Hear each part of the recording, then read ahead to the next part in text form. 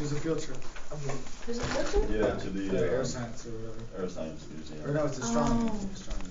So, topic 7 in packet 4. Videos due Sunday night at 11:45. So let's do number 1 together. Particle moves along the x-axis with velocity. Okay, so let's pause. That means we know how fast we're going. We'll take a derivative to get acceleration. We'll take an antiderivative to get back to position. For time 0 to 3.5, the particle is at position x equals -5 at t equals 0. So I see that as like an ordered pair. Particles at position -5 when time is 0. Find the acceleration of the particle at time 3. I mean, that should be a gimme point right there. How am I going to find the acceleration of the particle at time 3? The derivative. The derivative. But do say that, like don't just give the answer. Say what you're doing. That's dv dt at t equals 3.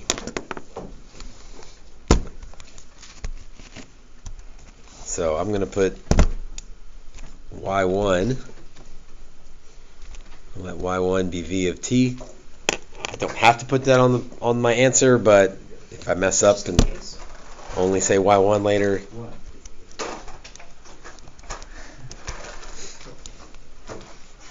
Fraction bars, not required, but often helpful. Oops, I'm not on the y equals screen. 10 sine 0.4 x squared over x squared minus x plus 3.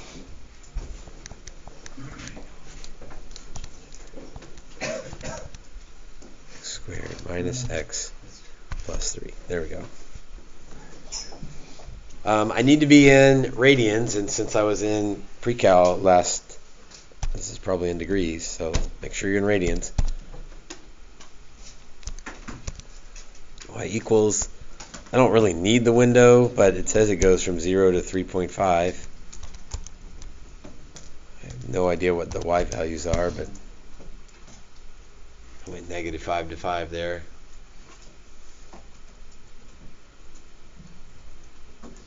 Right, so I want the acceleration, which was the derivative. So math, 8 is the derivative of y1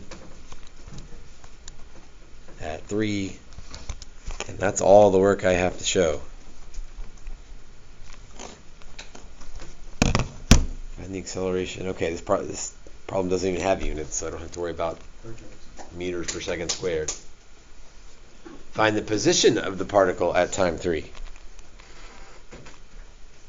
Okay, well I have velocity, so how do I get from velocity to position?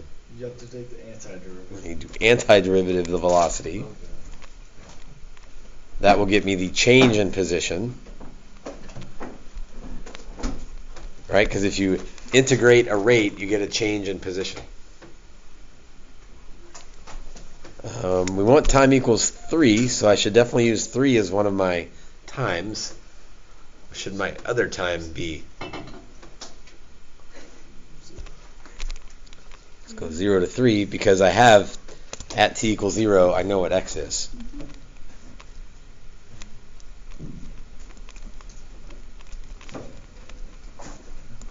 So the integral, the antiderivative of velocity, gets me the change in position from 0 to 3. And I know what x of 0 is. That's -5. So if I move that over, minus negative, it's going to become -5 plus integral 0 to 3 v of t dt.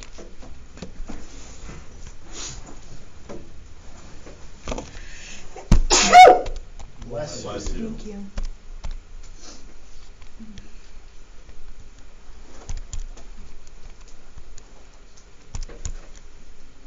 So go to the calculator. -5 plus integral 0 to 3 y1 dx. Let the calculator do the hard work.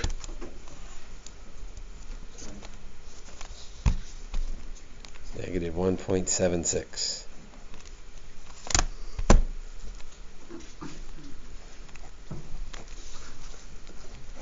Part C. Evaluate the antiderivative from 0 to 3.5 v of t. Now this is a calculator question, so we know that's going to be easy. That's just a straight plug it into the calculator. And 0 to 3.5 of the absolute value of v of t dt. And interpret the meaning of each. So what's the difference? I mean, the absolute value is the difference, but what's going on there? One of them's displacement, one's total distance. Oh, that makes sense. Yep. Oh. And do you remember which is which? The displacement is the first one. Distance is the second one. Yes. Let's go. Displacement, distance.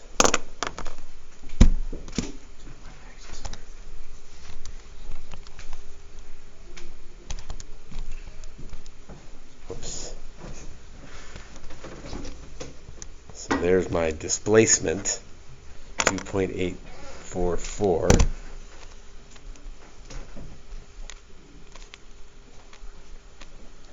That is the displacement of the particle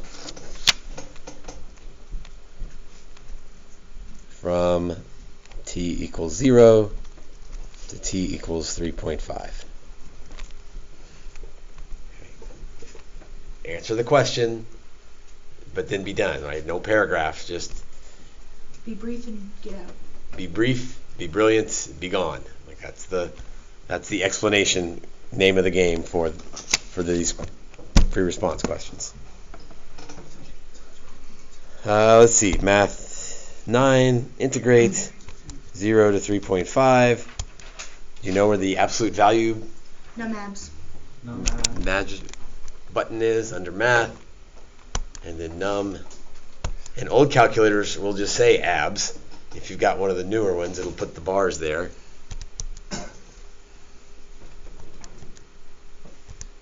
Should this number be more or less or equal to the previous number? More. should be. That's kind of a bad question because it should be at least equal to. Expect it be. It should be. It should never be less than. It will be at least equal to, maybe greater than the 2.84. If it's equal to, it means it didn't ever change direction. If it's greater than, it means there was some back and forth stuff going on. Ooh, that one takes a little bit. 3.737.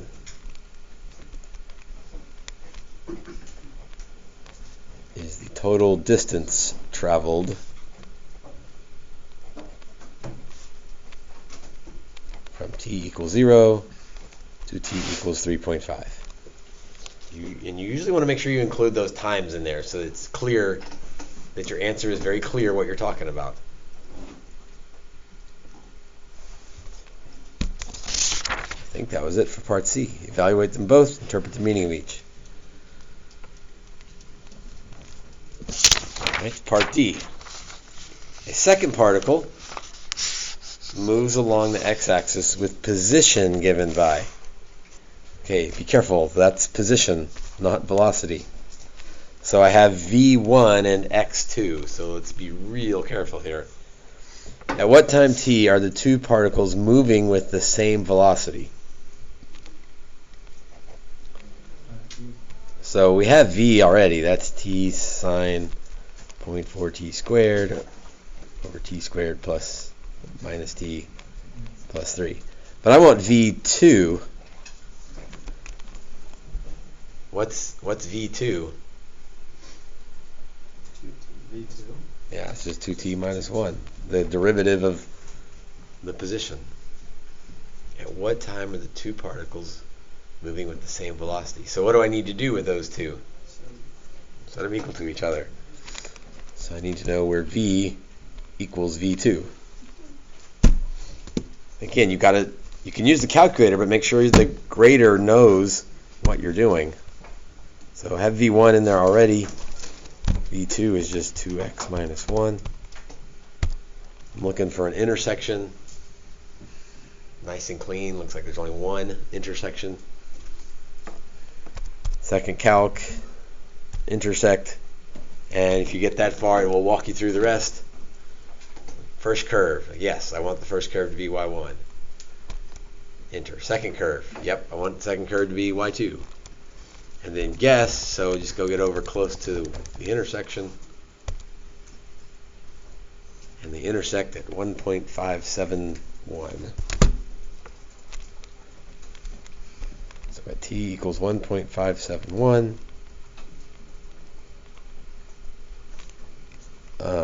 The two particles have the same velocity.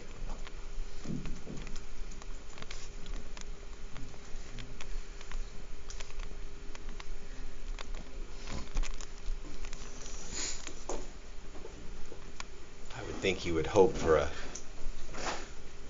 FRQ of that difficulty. That was a good one. I think like, a lot of people would have got the whole entire thing. I would hope so. I mean, again, your sort of realistic goal going into the FRQs is you hope one or two you can get all of them, and then if you get half of the others, you're still looking at a 4. So this would be one where you would hope to get all 9 of those points. Bought yourself a little cushion for some crazy question later in the FRQs.